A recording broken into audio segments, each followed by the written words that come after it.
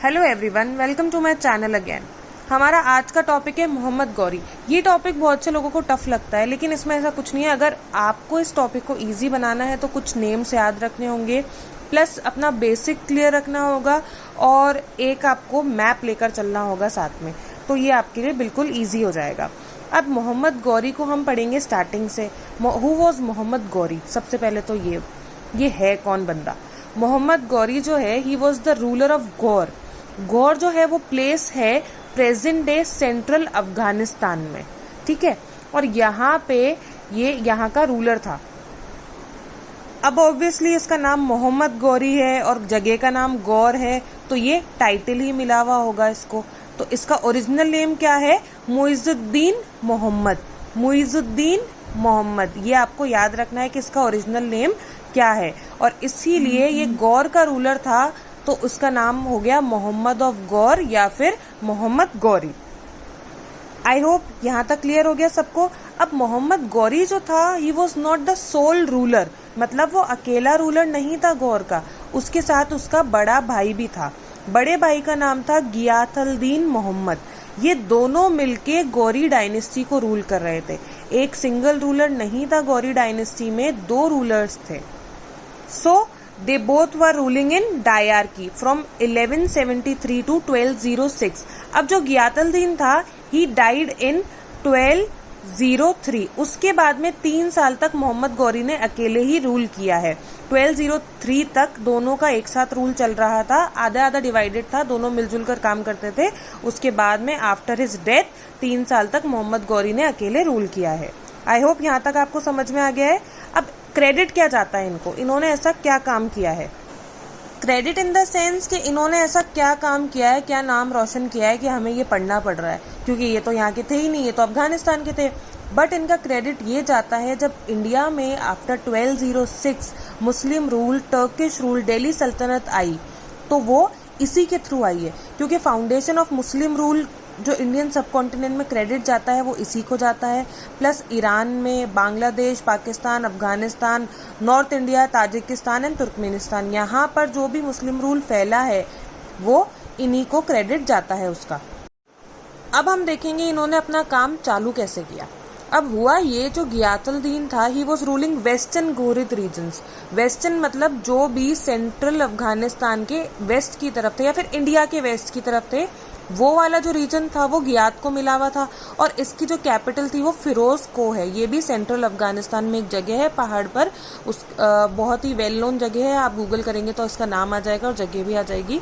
तो ये इसकी कैपिटल थी। और गौरी जो था उसको मिला ईस्ट वर्ड अपना एम्पायर एक्सटेंड करने की ड्यूटी, कि उसको ईस्ट वर्ड मतलब इंडिया की तरफ अपना एम्पायर कैसे बढ़ाना है। तो दोनों ने काम चालू किया। अब सबसे पहला स्टेप था, उन्होंने लिया गजना और Herat. Ghazna, it is a place in south eastern Afghanistan. Obviously अब अपन ईस्ट की तरफ आ रहे हैं, तो हम धीरे धीरे सेंट्रल से ईस्ट की तरफ आए। तो गजना और हेरत उन्होंने सबसे पहले अपने अंडर में लिया और इनको बनाया बेस, कैपिटल बनाई। वो तो है ही सही कैपिटल इनके एम्पायर की, बट इंडिया की तरफ एक्सटेंड करने के लिए इन्होंने इसको जगह को बेस बनाया, गजना और हेरत को, ताकि जितने भी एक्सपीडिशंस लॉन्च हो इंडिया में वो इन दोनों जगह से हो। अब देखो, दोनों ने रूलिंग स्टार्ट की थी 1173 में, और 1175 तक जो गौरी था उसने इंडस प्लेन्स को क्रॉस कर लिया, ठीक है। इंडस प्लेन्स मतलब सिंधु सभ्यता के जो प्लेन्स है वहां पर उन्होंने उनको क्रॉस करके मुल्तान और उच इज अ प्लेस, सब फेमिलियर है आई होप सब इन दोनों जगहों से। यहाँ पे इन दोनों जगह को कैप्चर कर लिया। ये जो रीजन आता है ये है झेलम और चेनाब के बीच में। ये जो दोनों नदियां हैं वो प्रेजेंट डे इंडिया में भी आती हैं थोड़ी थोड़ी, और पाकिस्तान में भी बह रही हैं। तो इन्होंने 1 साल के अंदर में ये पूरा जो एरिया है इसको कैप्चर करके अपने अंदर ले लिया। अब देखो, धीरे धीरे ये एक तरह से सेंट्रल अफगानिस्तान से ये पहुंचते जा रहे हैं इंडिया की तरफ, ईस्ट की तरफ आते जा रहे हैं और इंडिया के पास बढ़ते जा रहे हैं। सबसे पहले फिरोज को इनकी कैपिटल थी, वहां से ये आए गजना की तरफ, और गजना से ये आ गए मुल्तान और उच की तरफ। अब आगे इनका प्लान कुछ ऐसा था कि ये लोग जाना चाह रहे थे, गुजरात से एंटर होना चाह रहे थे। तो ये थोड़ा सा साउथ की तरफ जाकर जो अपना डेजर्ट है उसको क्रॉस करने के बाद में गुजरात की तरफ से एंटर होना चाह रहे थे, but they change their strategy due to some reasons. हमें वो अभी नहीं पढ़ना है, हमें यही पढ़ना है कि वो इंडिया में कहाँ से एंटर हुए बेसिकली। अब भाई मेन चीज़ ये है, गजना में आए हैं ये लोग, ठीक है। तो गजना में यहाँ पे जो प्रेजेंट लोग भी तो रह रहे हैं, यहाँ की जो टेरिटरी थी उन टेरिटरी को अगर इन्होंने उठाकर फेंक दिया है बाहर, या फिर हम ये बोल सकते हैं कि हरा दिया है, तो वहाँ के लोग इनको एक्सेप्ट क्यों करेंगे? तो थोड़ा सा रिवोल्ट भी होगा यहाँ पे। और ऑब्वियसली अगर वो मुल्तान आ रहे हैं और उच्च आ रहे हैं तो यहाँ पे भी उनको रिवोल्ट फेस करना पड़ेगा। जितने भी रिवोल्ट्स हो रहे थे, जितने भी रिवोल्ट्स फेस किए उन्होंने, उन रिवोल्ट्स को प्रेस करते करते बाय 1186 उसने गजनविच के रिवोल्ट जो भी थे उनको प्रेस कर दिया, ख़त्म कर दिया, अपरूटेड देम, और finally he conquered Sindh, Peshawar, Lahore, Sialkot. I hope आप लोगों को ये सारे नाम पता हैं। ये सारे नाम प्रेजेंट डे पाकिस्तान में है, और उस टाइम पर इसको हम पंजाब में काउंट करते थे बिफोर इंडिपेंडेंस, या फिर बिफोर इंडिपेंडेंस नहीं, हम ये 1100-1200 की बात कर रहे हैं। तो उस टाइम पर ये सारे रीजन्स पंजाब के रीजन्स हुआ करते थे। तो वो जो था वो पंजाब में एक तरह से एंटर हो चुका था, और वहाँ से ही penetrated into north Indian plains through Khyber pass. Khyber pass वाला एरिया भी आई होप सबको पता है कौन सा एरिया है। वहां से ये इंडिया में एंटर हो गया, और वहां पे किसका रूल चल रहा था? राजपूत रूल चल रहा था। अब ऑब्वियसली जो राजपूत है वो इजीली किसी आउटसाइडर को तो इंडिया में आने नहीं देंगे, तो इन्होंने एक कॉन्फेडरेसी बनाई, ठीक है। तो कॉन्फेडरेसी का जो हेड था वो कौन था? सम्राट पृथ्वीराज चौहान।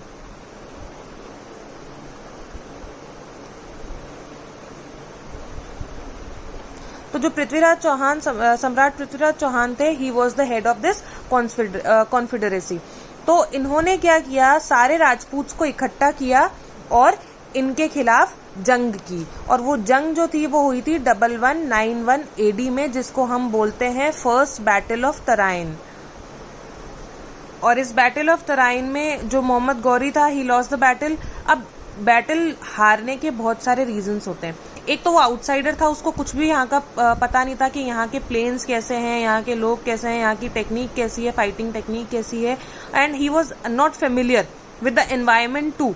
तो जो सबसे पहला अटैक हुआ था, जिसमें सम्राट पृथ्वीराज चौहान की कॉन्फेडरेसी के अंदर सारे राजपूतों ने लड़ाई की थी, और first battle of Tarain, Tarain के प्लेन्स पर हुई थी, इसलिए बैटल ऑफ तराइन बोलेंगे इसको। तो Gauri lost the battle in 1191। अब ऑब्वियसली हारने के बाद में मोहम्मद गौरी चुप तो बैठेगा नहीं। एक तो रेपुटेशन का भी सवाल हो जाता है, प्लस एक जिद भी आ जाती है। तो 1 साल बाद वापस से वो अपनी आर्मी को बढ़ाकर लेकर आया, और उसमें उसने टर्किश माउंटेड आर्कर्स भी रखे थे। वो आर्चरी में बहुत ज़्यादा माहिर होते हैं, और टर्किश सोल्जर्स जो होते हैं वो लड़ाई में भी बहुत ज़्यादा माहिर होते हैं।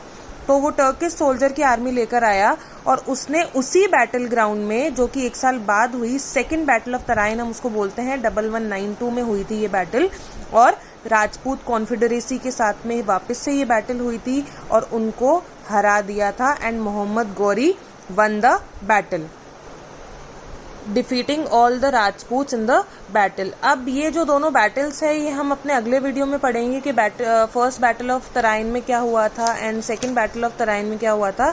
इसको हम डिटेल में अपनी अगली वीडियो में पढ़ेंगे, बट अभी हम मोहम्मद गौरी पढ़ रहे हैं, तो नॉर्मली मैंने आपको समझा दिया है कि ये कहाँ हुई थी और किसके साथ में हुई थी, हारे क्यों थे, क्या था, ये सारा हम डिटेल्स अगली वीडियो में पढ़ेंगे।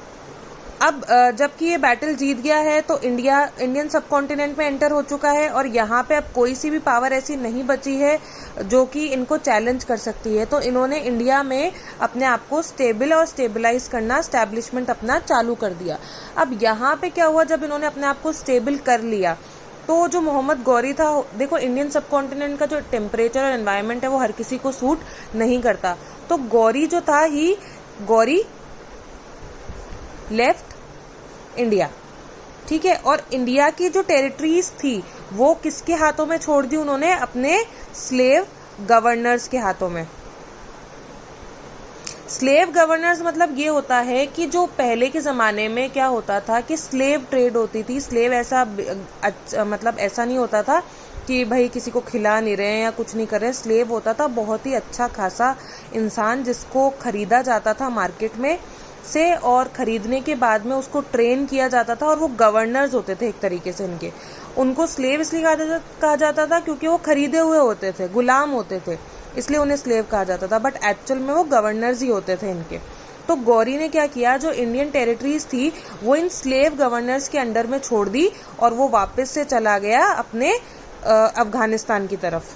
और ये जो स्लेव गवर्नर्स होते हैं ये बहुत ही अच्छे खासे ट्रेंड होते हैं। तो इन्होंने जो इंडिया में गौरी एम्पायर था उसको बंगाल तक मतलब गैंगटिक प्लेन्स को भी अपने अंडर में ले लिया था, और बंगाल वाला रीजन टिल बांग्लादेश। तो ये जो नॉर्दर्न प्लेन्स था इंडिया का ये पूरा गौरी एम्पायर के अंडर में ले लिया था इन्होंने। एक तरीके से एम्पायर को एक्सपैंड कर दिया था। अब जब ये सब चीजें चल रही थी तो उसी टाइम पे 1203 में गियात डाइड। ठीक है, अब गियात के डेथ के बाद में गौरी जो था he became the sole ruler of Ghori empire. अब भाई की डेथ के बाद में गौरी अकेला ही बचा, और इतना बड़ा एम्पायर संभालना उसके लिए थोड़ा मुश्किल तो था ही, क्योंकि पहले जब भाई था इसका तब ये वेस्टर्न पार्ट्स में तो भाई था और ईस्टर्न की तरफ ये आ रहा था, और दोनों मिलकर संभाल रहे थे। अब जो पूरा एम्पायर है after the death of Ghiyasuddin Ghori के अंडर में आ गया। He became the only ruler of the vast empire. अब जब अकेला रूलर बचता है तो उसकी प्रॉब्लम्स भी ज़्यादा बढ़ जाती है। तो इसने जब अपना एम्पायर सेंट्रल एशिया की तरफ एक्सटेंड किया था, और आफ्टर हिज ब्रदर्स डेथ तो जो सेंट्रल एशिया की ट्राइब थी उन्होंने, मुस्लिम ट्राइब ही थी, बट वो लोग चाहते थे कि ट्रांस ऑक्सियाना वाला रीजन हम हमारा रीजन गौरी को क्यों दे, because Ghori was from Afghanistan. तो एक टसल तो रहता ही है अलग अलग लोगों के बीच में। तो उसी टाइम पे 1203 में तो गियात डाइड, एंड 1204 में बैटल ऑफ अंधकूट हुई।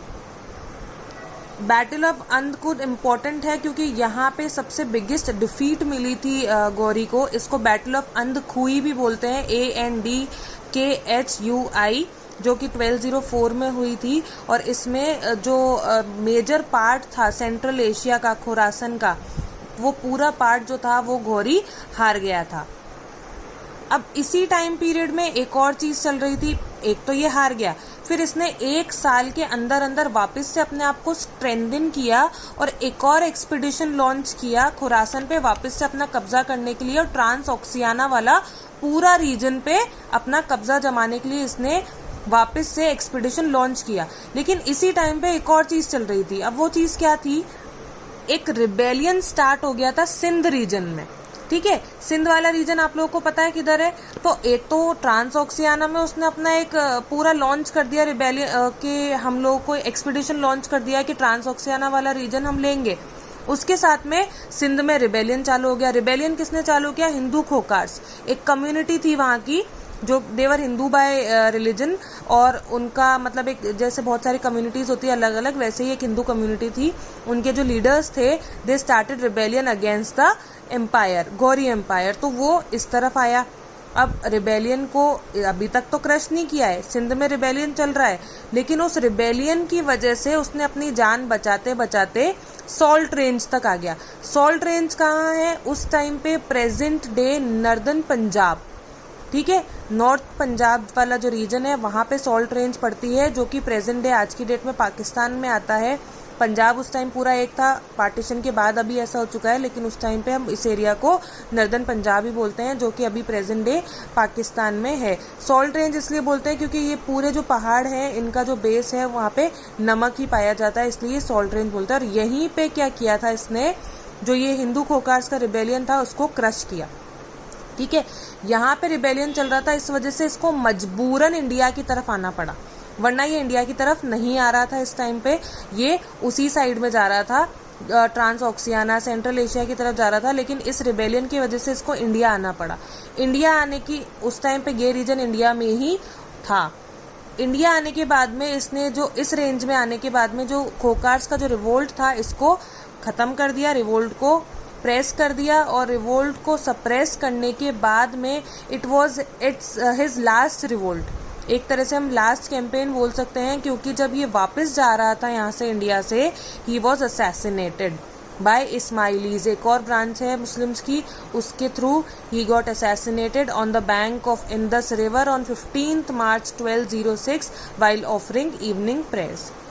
और 1206 के बाद में जो गौरी एम्पायर था उसको कोई भी लीडर नहीं मिल पाया एंड धीरे धीरे वो बिखरने लग गया। और जो इंडियन टेरिटरीज थी वो गौरी के जो इंडियन गवर्नर्स थे उन्होंने ही अपने इंडिपेंडेंट रूल वहाँ पे जमा लिए। उसमें से एक थी दिल्ली सल्तनत में जो कि कुतुबुद्दीन ऐबक ने स्टार्ट की थी, वो हम अगले वीडियो में पढ़ेंगे। Thank you, I hope you got the topic. Please like and subscribe for more.